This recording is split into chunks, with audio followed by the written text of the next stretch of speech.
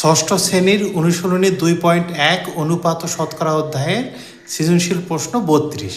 পিতা ও পুত্রের বর্তমান বয়স যথাক্রমে 54 বছর এবং 18 বছর। ক, বর্তমানে পিতা ও পুত্রের বয়সের অনুপাত কত? পিতার বর্তমান বয়স 54 বছর এবং পুত্রের বর্তমান বয়স 18 বছর। অতএব পিতা ও পুত্রের বয়সের অনুপাত 54:18। উভয় রাশিকে যদি 18 দ্বারা ভাগ করা হয় তাহলে 18কে 18 দিয়ে ভাগ করলে 1 হয়, 54কে 18 দিয়ে ভাগ করলে 3 হয়, 18কে 18 দিয়ে ভাগ করলে 1 হয়, তাহলে 3:1 হবে উত্তর।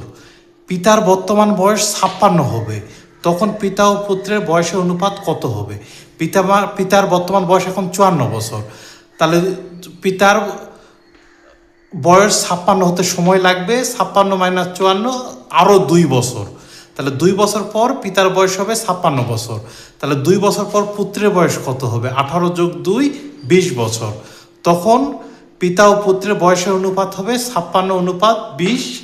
উভয় রাশিকে যদি 4 দ্বারা ভাগ করা হয়, 4কে 4 দিয়ে ভাগ করলে 1 হয়, 56কে 4 দিয়ে ভাগ করলে 14 হয়, 4কে 4 দ্বারা ভাগ করলে 1 হয়, 20কে 4 দ্বারা ভাগ করলে 5 হয়, তাহলে 14:5।